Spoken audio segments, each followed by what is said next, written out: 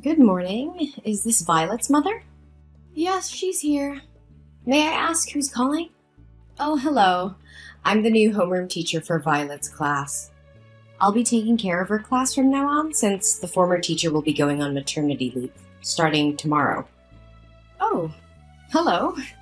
Yeah, I heard about this news a few days ago, but I didn't expect Susan to leave so soon. Nevertheless, welcome. I hope you'll be able to help and take care of Violet. Thank you. It's my duty.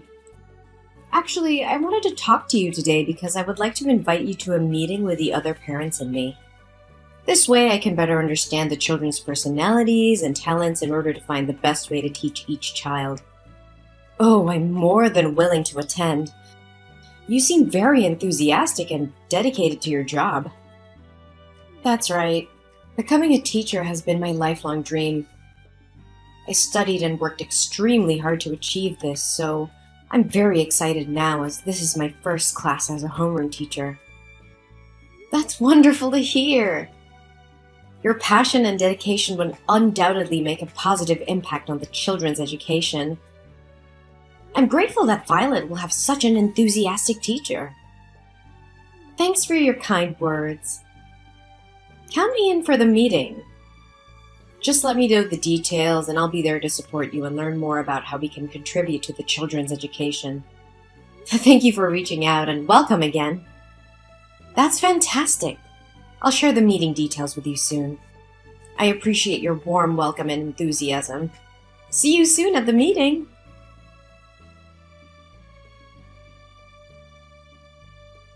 Wow, it's such a small world. I can't believe it's been 10 years since we last saw each other. You have no idea how sad I was when I heard you transferred schools. Why do you keep running away like a scared mouse, just like you did 10 years ago? What more do you want from me? I don't want to bring up the past again. I've tried to forgive you, so it's best if you don't mess with me. Forgive me? Are you kidding? I didn't do anything to you. We used to be best friends. If anyone needs to beg for forgiveness, it's you for moving away and taking the joy from my everyday school life. Best friends? You were a bully. You ruined my life. Oh, come on, don't be such a drama queen. Haven't you always wanted to be the most popular girl in school? I was just trying to help you. But don't be so hard on me. Those games were really fun. Do you call those inhumane acts, insulting others and making me live in fear every morning, a joke? You started a game where people at school were rewarded for throwing the most food at me. And from then on, every lunchtime was a nightmare. Everyone in school competed to throw whatever they could at me. Even when I hid on the balcony or the restroom, you always found me to continue that cruel game. Yeah, that was so much fun. From then on, I was covered in food every day and smelled. You even told everyone I was a trash can, and since then, my locker was always filled with disgusting garbage, along with curses and wishes for me to die. Never mind, they just said it for fun. The climax was the prom night in our second year of high school. You told me that the theme of the prom was to dress up as an animal. At that time, I was foolish enough to believe your lies and think that you wanted to make up with me. So I accepted your offer to do my makeup and dress up as a chicken. But when I arrived, everyone laughed and pointed at me. You even manipulated people to vote for me as prom queen. And when I was dragged up to accept the award, you poured a bucket of blue paint all over me. Oh yeah, you looked like a Smurf. Oh, I still find it funny to this day. Ah, you have such a good memory. How do you remember everything in such detail? I wish I could forget about it too, but those memories left a big psychological impact on me. Despite attending numerous therapy sessions, I still can't erase those horrible experiences from my mind. Ugh, chill out. Can't you take a joke? Those weren't jokes, Farah. They were acts of pure cruelty and humiliation. I was tormented daily. emotionally and physically scarred by her actions. My self-esteem was shattered and I lived in constant fear and embarrassment. Ugh, lighten up, you were such an easy target. Besides, you should have been grateful for the attention. It's not like you were anyone special before. Grateful? Are you serious? No one deserves to be treated the way you treated me. I was a human being just like you. Those acts of torment weren't funny or playful. They were a violation of my dignity and a betrayal of our supposed friendship. Friendship? Ha! You were always so pathetic and desperate for acceptance. I was just trying to toughen you up, make you stronger. Look at you now. Isn't it thanks to my upbringing that you dare speak up against me instead of crying and resigning yourself all day like before?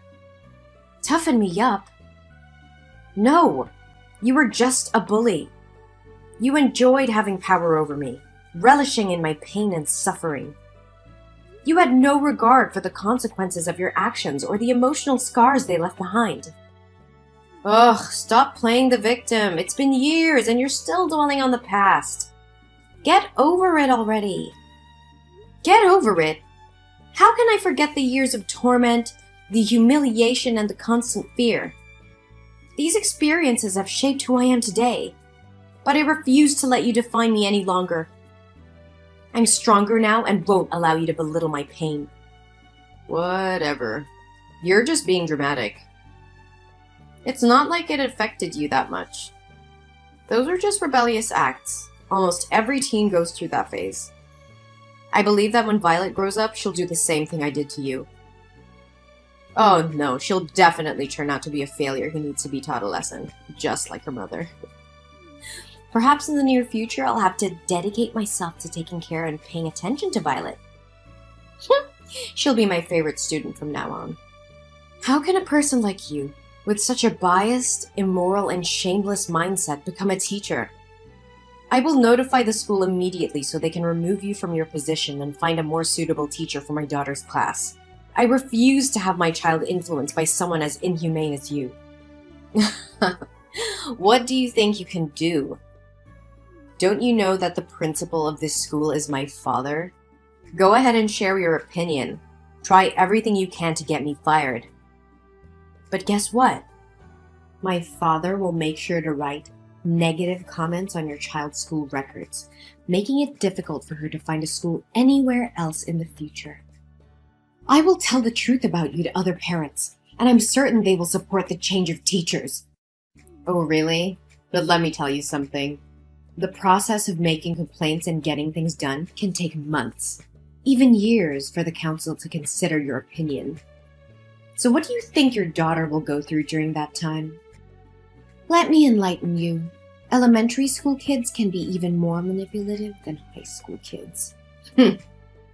You underestimate my determination to protect my child.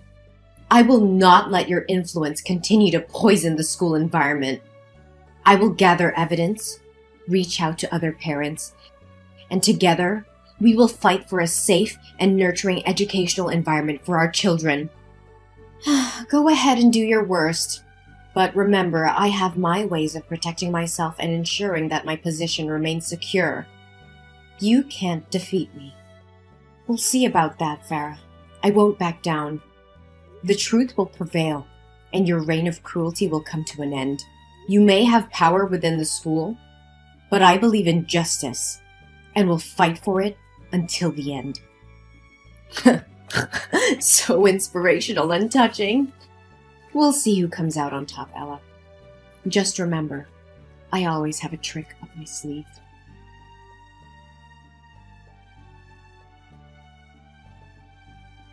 Hello, Jellyfish Mom. Today I have an announcement to make regarding your daughter's recent misconduct. As her homeroom teacher, I have taken disciplinary action in response to her poor behavior. And before you jump to conclusions, let me clarify that this has nothing to do with holding a grudge from the past or intentionally causing trouble with your daughter. This is simply a conversation between a teacher and a parent to inform you about incidents of cheating, and stealing involving Violet and her classmates. What? What do you mean by poor behavior? Are you saying my daughter cheated on her exam and stole from her classmates? Yes, that's exactly what I mean. During a math test today, I noticed Violet looking at her classmates' papers and even exchanging answers with them. A math test? That can't be right. Violet excels in math. Last year, she even represented the school in an inter-school math competition. How can you be so sure that she hasn't neglected her studies this year? Perhaps she resorted to cheating out of fear of embarrassing her friends. Furthermore, today was Violet's day for classroom duty. When her classmates returned to the class after playing, many of them discovered that their belongings were missing. Crayons, hair bows, game consoles. They were all found in Violet's locker when we conducted a search. How is that possible? Something doesn't add up. I am confident that Violet would never steal from her friends. Someone must have framed her. Accept the truth. You have failed to raise your daughter properly. As an experienced teacher, I can clearly discern if a child is lying or not. Moreover, she has already confessed her mistakes in front of the class. What? Did Violet herself admit to cheating and stealing? Yes, indeed. Although I had to use a professional method as a teacher to get Violet to admit her mistakes. What do you mean by professional method? Well, as an expert in educating children, I know which methods work best. In this case, a light spanking with a ruler was employed. I can assure you that I have used this approach with hundreds of students before. What? Did you physically punish my daughter? How dare you take such action without certainty that she committed those acts? You coerced and assaulted her just to force her into admitting fault? And you still call yourself a teacher? Oh, please, she simply needed to face the consequences of her actions. By the way, I'm disciplining Violet, so she'll be returning home 2 hours later than usual today. I have lesson plans to work on for tomorrow, so I won't be able to continue this conversation with you. No, you're not going anywhere until you clearly explain what punishment you're referring to. What have you done to my daughter? Oh, don't worry, you'll find out soon enough once she arrives home. Today I decided to test out a new punishment method, and your daughter was the first one to experience it. She'll be so grateful to me for a refreshing summer look. What on earth are you talking about? Oh, just relax, it's no big deal. Today was career day at school, and my class happened to open a salon shop. So I made a small adjustment to Violet's hair. Even though she looked pretty with her hair tied on both sides, she looked even prettier with her new hairstyle I created. What? How dare you touch my daughter's beautiful hair? Did you cut off those 2 braids? Oh, you silly person, of course not. I wouldn't be so heartless. Short hair wouldn't suit her face. Instead, I shaved her head in front of the entire class. I simply used her as an example to teach and warn other students never to make the same mistake as your daughter. It's quite an effective method of education. I swear to God, you're going to pay for this. You've gone too far, Farah. I won't let you get away with this. Oh yeah? I'm not too worried. If I didn't go this far, she'd never learn her lesson. Don't you know that when parents coddle their children, they grow up to be losers? I'm just doing what I'm supposed to do. You should be thanking me. What kind of teacher? No, what kind of person would do this? You have crossed all boundaries. It's not your place to physically and emotionally harm my daughter. You have abused your authority as a teacher. Oh, please, don't be so dramatic. It was just a harmless punishment. Her hair will grow back soon. Harming my daughter, physically and emotionally, is not harmless. You have no right to punish and abuse students like that. Even if she had committed a serious offense, you should have contacted me as her parent to discuss it. Not subject her to torture like this! Oh, come on, it's my class, my rules, okay? Besides, in addition to correcting your daughter's behavior, I saved you some money on shampoo and water bills. Isn't that great? I can't believe you would stoop so low, Farah. You're supposed to be a teacher, someone who nurtures and guides young minds, not someone who inflicts pain and humiliation on innocent children. How can you live with yourself? Ugh, spare me the melodrama. You act as if I've committed some heinous crime. It was just a little punishment, a teaching moment for your daughter. It was not just a little punishment. You violated my daughter's trust, her sense of security. You took away her dignity and happiness. How could you be so heartless? Heartless? I did what needed to be done to discipline her. She needed to learn a lesson. Besides, it's not like she's the first student I've punished this way. I will report your behavior to the school administration and the appropriate authorities. You will pay for what you've done. Oh, please. Your little crusade won't amount to anything. I've seen parents like you come and go, making empty threats. I've dealt with worse than you. You may have dealt with others, but you've never faced someone like me. I will expose your true nature and ensure you are stripped of your position as a teacher. No child should ever suffer under your twisted idea of education. You're delusional if you think you can bring me down. Your daughter will be the one to pay for your foolish defiance. That doesn't make it right! You have no right to play with my daughter's emotions and physically alter her appearance without consent. Your actions are cruel and unforgivable. Well, maybe you should have taught your daughter better. Maybe if she had behaved, you wouldn't have ended up like this. Once again, I can't believe you would sink so low. How dare you intentionally harm my daughter in such a despicable manner? What the hell are you going on about? It's just my responsibility as a teacher. Oh, so it was your responsibility to fabricate a cheat sheet, then purposefully approach my daughter's desk during the math test, dropping it near her feet and pretending it was innocent? Did that answer magically appear in her pocket too? And let's not forget your responsibility to rummage through other students' belongings, hide their items in my daughter's locker, and play innocent while they search for their possessions. You're truly cunning and conniving. What in the world are you trying to imply? Are you making up stories to protect your daughter and shift the blame onto me? The other students in the class will back me up. Oh, you think so? Well, I happen to have video evidence of your malicious actions towards my daughter. Video? What video are you blabbering about? Maybe Susan forgot to mention that there are security cameras installed in the classroom, ensuring parents have complete oversight of their children's safety and the quality of education. Today, those cameras captured everything. What? Security cameras? How is this possible? Why was I never informed? These cameras were installed due to the alarming rise in school security incidents. To protect their child, parents in our class contributed funds for their installation. We all have access to monitor our children whenever we wish. And guess what? This time it worked flawlessly, safeguarding my daughter's dignity. I couldn't check the footage right away since I was on a plane. By the way, I visited your previous school, the one where you were fired, to uncover the truth. No, it can't be true. God, I despise even uttering your name. Did you know you don't even have an education degree or teaching certification? They informed me that you were terminated because they discovered your secret and your extreme misconduct towards the students. So what? What can you possibly do? Even if you brandish that absurd evidence to intimidate me, I won't be afraid. My father will do whatever it takes to keep this under wraps. I won't bother reporting this to the school administration.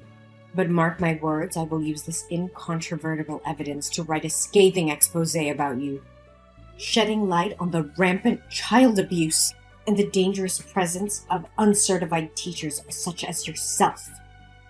You think writing for a newspaper will make a difference? Huh, that's a pathetic joke.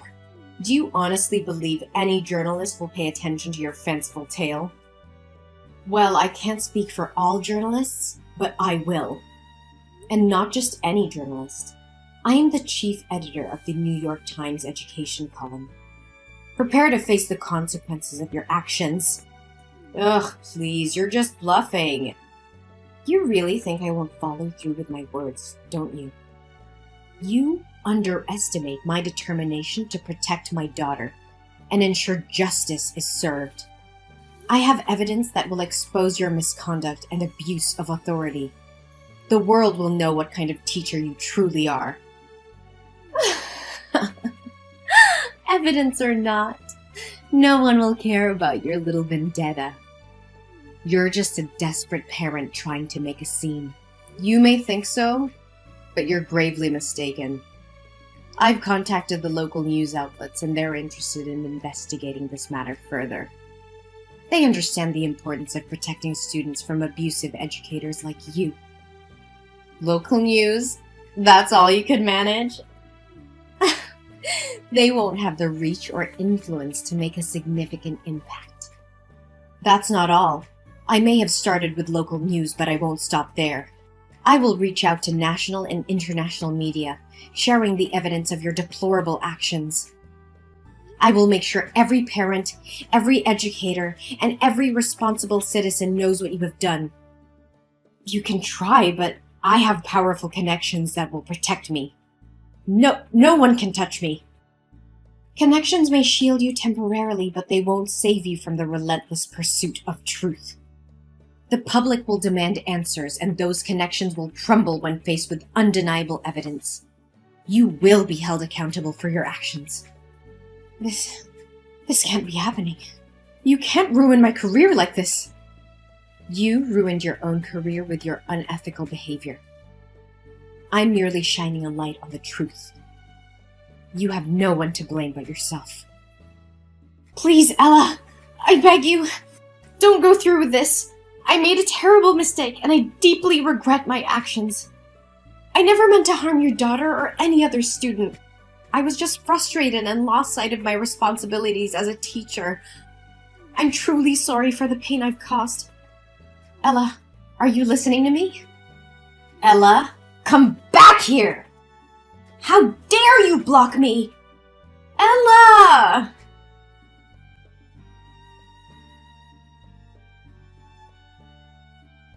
The public became aware of Farah's student abuse incident, and the news spread like wildfire.